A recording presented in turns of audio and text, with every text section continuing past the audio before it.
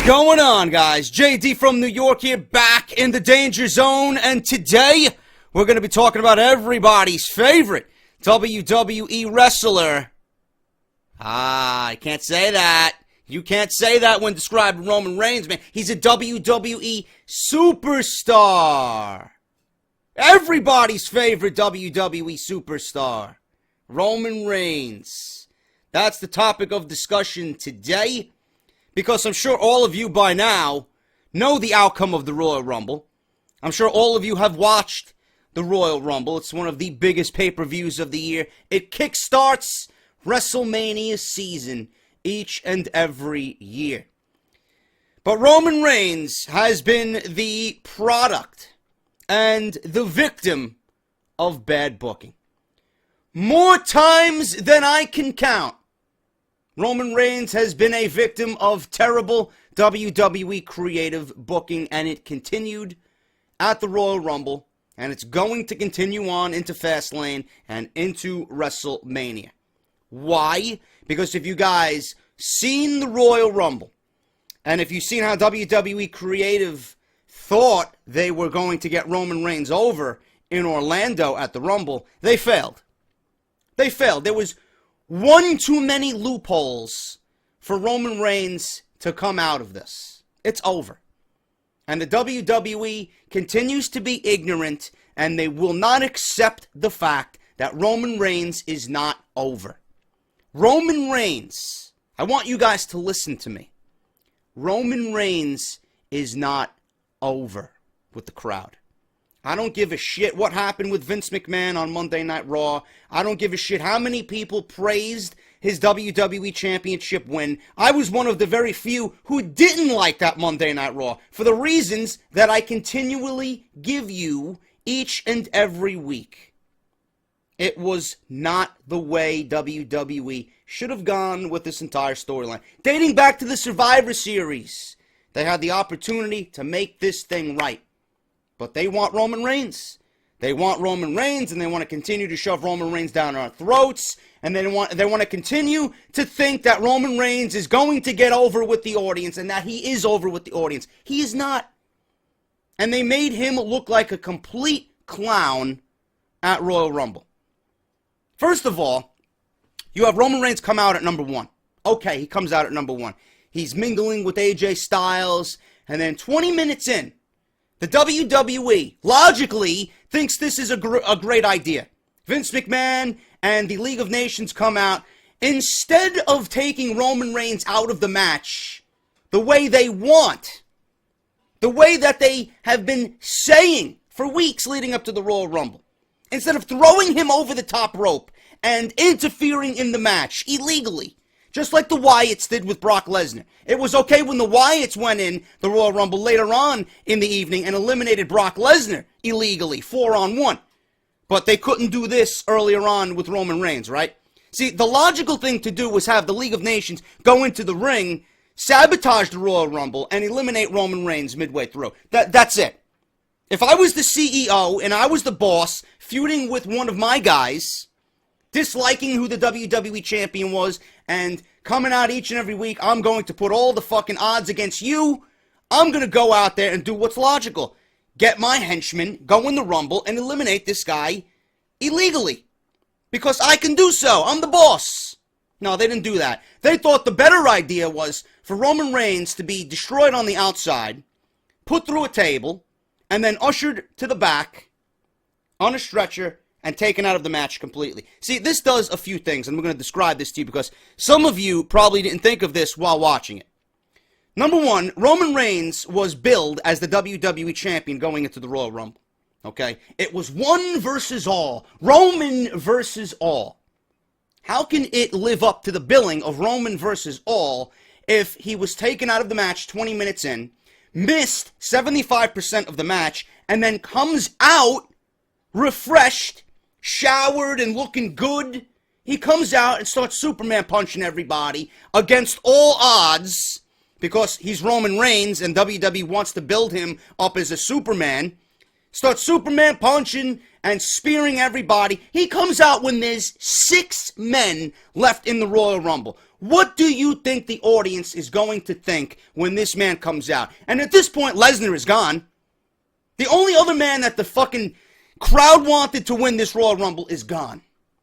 Roman Reigns is out, and everybody's worst fear is becoming a reality slowly. Roman Reigns is going to win the Royal Rumble. Look at how WWE is positioning him. One versus all. First of all, it was false advertisement. It was not one versus all. It made Roman look weak. It made Roman look like a chump. It made Roman look like a failure of a WWE champion. And in nobody's eyes is this man a credible WWE champion at this point. None. Absolutely none. That was more damaging to Roman Reigns than anything. Having him pulled from that match and then come back and try and overcome the odds because he was stretchered out and put through a table. That did more damage than anything in recent memory to Roman Reigns. So at that point, you damage his credibility. And you suck the wind out of that entire crowd because at this point, nobody wants Roman Reigns to win. And they're sick of seeing Roman Reigns positioned the way he is by Vince McMahon, Kevin Dunn, and WWE Creative. So at this point, everybody's sick. So then you have your face, your baby face Roman Reigns, who nobody wants, being booed. So out comes number 30, Triple H. Triple H comes out, and me included, everybody else in the crowd was begging the wrestling gods, thanking the wrestling gods that Triple H came out at number 30. Finally, we have someone to possibly take down Roman Reigns. And Triple H is a heel. He was being admired and cheered by the Orlando crowd. Roman, the face, was being booed, and Triple H, the COO, the villain, each and every Monday night on Raw, is being cheered. Is that not a problem to anybody? It certainly is a problem to me. It makes no sense. But WWE seems to think that Roman Reigns is the number one guy. He's the baby face, the future of the company. They want to put all their hopes and dreams into Roman Reigns. He's not over. He's not over. When Triple H eliminated Roman Reigns from the Rumble, people were fucking having a party. Nobody wanted this man to win. So we leave the Royal Rumble with Triple H as the WWE champion. Okay, fine. We go into Monday night. The Authority got what they wanted. Triple H bypassed the system. He rigged the system. He came in at number 30. He gave himself number 30. Instead of Roman Reigns coming out saying that he was screwed by the Authority, he didn't have one fucking word to say. You know, he didn't invoke his rematch clause. He didn't say anything about a rematch. You rigged the system. You screwed me over. I am entitled to a rematch. Nothing. He didn't say anything of that nature. So the Authority holds I would say not a contest, but a look for 3 hours on Monday Night Raw to see who is going to be the most credible challenger for Triple H at WrestleMania. So by that time, they're going to make the main event for Fastlane, and they're going to take a look at all the WWE superstars at who they think deserve a shot at Triple H at WrestleMania 32 in the main event for the WWE title. So at the end of the show, Stephanie McMahon comes out, and you're thinking logically that the Authority doesn't want Roman anywhere near the title picture. They eliminated him. They did their job at the Rumble. They took the belt off of him. All is good, right? Stephanie books a triple threat match at Fastlane. Now, more logic holes seem to be appearing. Brock Lesnar, Dean Ambrose, and Roman Reigns. You just eliminated Roman Reigns from the WWE Championship picture. He's no longer champion. You eliminated him from the Rumble. You did your job. You went into this stacking the odds against him, and you came out victorious. Now you're willingly giving him another title shot or a chance at the title? I mean, what sense does that make? There's no sense. There's no logic in this storyline anymore. You're giving Roman another opportunity at the WWE Championship. Not only that, you're giving him another opportunity to fail. Because think about it. Roman, who is universally disliked, I don't give a shit what anybody says, he's not over. This is the theme of this podcast, this video. He's not over. Let that sink in for the detractors out there. He's not over. He will never be over. It's over. Period. Roman is going into a triple threat match, given another opportunity, illogically, at the title, against Dean Ambrose and Brock Lesnar. Everybody loves Dean Ambrose. He's probably the best babyface they have on the roster right now. Brock Lesnar is universally respected by everybody. No matter what happens with Brock Lesnar, he is going to be the odds-on favorite in the eyes of the WWE Universe. He's going to be cheered, regardless. Okay? So, you're automatically stacking the deck against Roman Reigns to get any type of face reaction here. It's not going to work.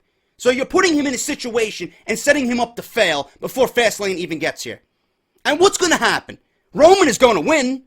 He's not going to pin Brock Lesnar. Dean Ambrose is merely in that match to take the pinfall for Roman Reigns. And what happens when Roman Reigns is going to pin Dean Ambrose? He's going to be booed out of the building. Come Monday Night Raw, the reaction is going to continue. And on the build to WrestleMania, the reaction is going to continue. And when he beats Triple H at WrestleMania, and he's finally the WWE Champion, nobody is going to give a flying shit. Nobody. Nobody. The WWE has royally screwed Roman Reigns out of everything that they have planned. They thought this man was going to get over, and the WWE continues to stack the deck and book him poorly. He is the product of shitty booking. I don't have a problem with Roman Reigns. In fact, I think Roman Reigns is a vital piece of WWE's future, but he's not going to be as a face. The WWE honestly needs to swallow the bitter pill and realize that this has not worked. Yes, in the long run, this storyline has been well constructed. It makes sense here and there, but there's too many logic gaps to say, you know what? This doesn't really make any sense anymore. In the grand scheme of it all, it's a decent storyline with decent storytelling. Triple H coming out at number 30, winning the title. I like it, okay? I like it because it's logical and it's the best choice WWE had at the moment. But where do you go from here if Roman Reigns is going to be a face and win the WWE Championship at WrestleMania? There is no villains for him to go up against. You put him against anybody on the roster right now, like a Bray Wyatt or a Kevin Owens, Roman Reigns is going to get booed because people rather see Bray Wyatt and Kevin Owens. What do? Look at your main event for WrestleMania. What does that say about the structure of the WWE right now in its current state? There's no villains. When you have a 47-year-old COO main eventing WrestleMania as the main antagonist going against Roman Reigns, that's a fucking issue. That's an issue. So they might have to dip into the well in NXT and pull out a Samoa Joe, who, in my honest opinion, is the best villain WWE has right now. Because he plays it simple, he plays it real, and Roman Reigns versus a Samoa Joe match going on into the shitty months of the year after WrestleMania like they always are, I think that would be a breath of fresh air if you ask me. Because there are rumors about Samoa Joe or Finn Balor coming to the main roster after WrestleMania. NXT Dallas is already set. Balor versus Joe 2 is set for the NXT title. The outcome of that match will determine whether Balor or Joe make it to the main roster. There's a bunch of rumors going around. I could sit here all day and tell you what's going on and give you my thoughts on it. Come over to my channel. I'm talking about it right now this weekend. But what I'm trying to tell you guys in the long run is Roman Reigns is a product of shitty booking. He is not over. He will never be over. The WWE has screwed him more times than I fell asleep during a Big Show segment on Monday Night Raw. It's over for Roman Reigns as a face. The WWE has to swallow the bitter pill and make this man a heel. Whether or not that involves The Rock at WrestleMania, I brought up the idea of maybe The Rock being in Roman Reigns' corner and him helping Roman win the title against the Authority, and Roman says, listen, you're my family, you're my blood, but you've had your time. This is my time, and you're stealing my spotlight. Why don't you leave WrestleMania off on a decent note this year and have Roman attack The Rock brutally, standing above his beaten and broken down body at WrestleMania with the WWE Championship. Not only do you make Roman heel, but you give yourself a possible main event match at WrestleMania 33 with Roman and The Rock. Because The Rock more than likely will not be able to wrestle this year due to insurance reasons by Hollywood for Baywatch. because he's filming Baywatch. Give yourself some opportunity. But if it was up to me, I mean, you know, you want Roman to be over, get the Shield back together and do my Bullet Club idea. You guys seen it on the Danger Zone. I gave you the most brilliant idea for the Bullet Club. Why don't you do that? Roman would be over. He would not have to carry the entire load himself because he would be standing next to Dean Ambrose and Seth Rollins as they go against AJ Styles, Doc Gallows, and Carl Anderson in the Bullet Club for superiority in the WWE.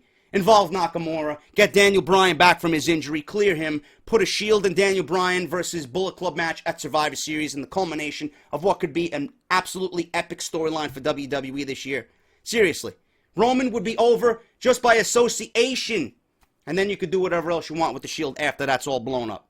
So, I don't know, man. That's just my thoughts on Roman Reigns, product of shitty booking, and WWE, if they're not going to do my Bullet Club idea, which I doubt they will, you got to swallow the bitter pill and turn this man heel.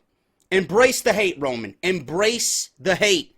Because you're certainly not doing anybody any favors by coming out and doing what WWE wants you to do. Because not only are you making the company look bad, they're making themselves look bad, but they're also making you look bad as well.